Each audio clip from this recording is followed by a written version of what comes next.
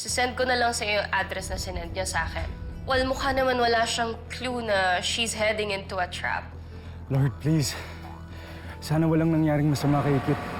Wala ka ng takas sa akin ngayon, Marikit. Kit! Miss May! Malamang may nangyari kaya nagbago isip niya. Ang mahalaga, mahanap ko siya. Dahil hindi ako papayag na matakasa ako ng buwisit na babaeng yon. Narinig ko sila nag-uusap ni Angela doon sa warehouse. Doon ko nalaman ang totoo. Kaya pala sunod-sunod yung nangyayaring kamalasan sa buhay ko. Kaya pala tong si Angela walang takot na guluhin yung buhay ko dahil tumutulong sa kanya. Kaya pala tong Soraya na to, grabe ako taray-tarayan. Malamang sa malamang ako yung sinisisi niya sa pagkamatay ni Tita Rita. Miss May, pasensya na ha. Pasensya na ho kayo. Kasalanan ko lahat to eh. Hindi po dahil sa akin. Sana hindi ho kayo nadamay pati yung pamilya niyo. Kasi nakipag-close pa ho ako sa inyo. Di sana hindi niyo ho naranasan makidnap. Hindi niyo ho naranasan na mahirapan ni Soraya. Sana hanggang ngayon buhay pa ho si Sir William. Kasi hindi niyo ho deserve tong lahat ng kamalasan na nararanasan niyo ngayon. Huwag mong sisihin ang sarili mo. Dahil si Soraya at si Angela may kagagawa ng lahat. Sila ang dapat maragot.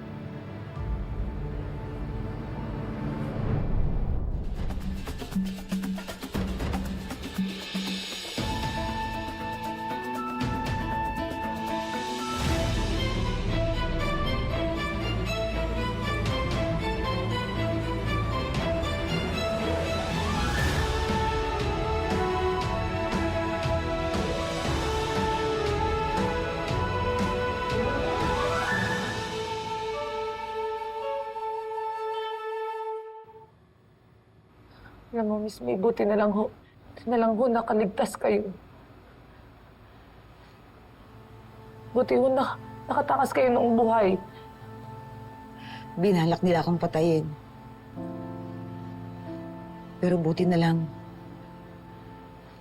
tinulungan ako ni Bogs. Dahil kung hindi, baka palutang-lutang na lang sa ilog yung katawan ko.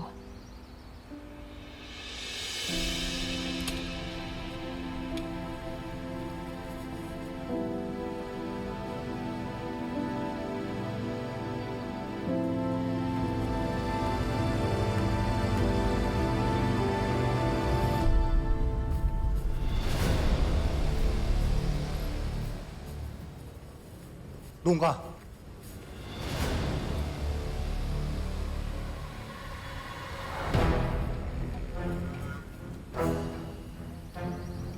Tignan niyo doon!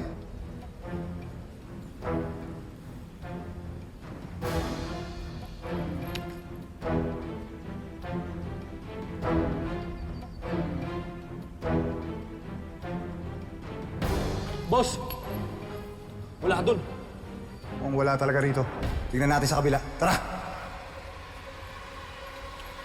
Mami! Mami! Mami! Mami! Gising!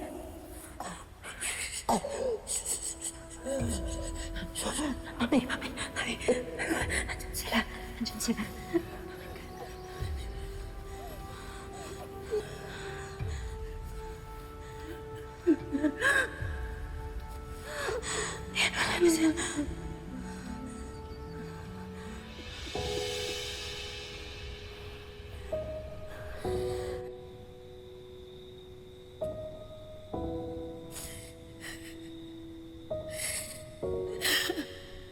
Bangga!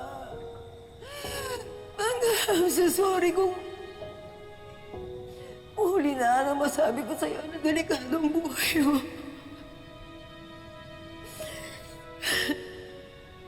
Sorry kung di man lang kita nadamayan sa mga huling sandali mo. Hindi man lang kita na ipaglaban sa kahayupan ng Soraya na yan.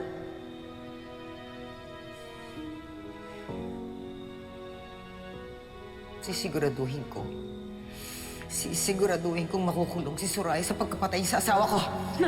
Ma'am, delikado. Mahina pa kayo. Sa kondisyon niyo ngayon, hindi pa kaya uubra kay Madam Soraya. Hindi ako natatakot sa kanya. Kailangan malaman ng mga pulis ng lahat ng mga pinagagawa niya. Wala tayong ebidensya. Tsaka maraming koneksyon si Madam Soraya. Nagawa nga niyang idiin si Ikit sa pagkamatay ng asawa ninyo. Hindi natin alam kung sino pang mga mapagkakatiwalaan natin kahit mga pulis. Anong gusto mong gawin ko? Pabayaan ko lang lahat ng mga pinagagawa niya. Yung ba? Hihintayin ko na lang ba na idama niya pati mga anak ko? Kailangan malaman ng mga anak ko na buhay ako. Kailangan nilang malaman na buhay ako. Mami, naiintindihan ko yung nararamdaman ninyo. Pero ngayon, sigurado ako na bantay sarado yung mga anak ninyo kay Madam Soraya. At pag kinontak natin sila, pag nalaman ni Madam Soraya na buhay ka, baka pagbuntuhan ng mga anak ninyo.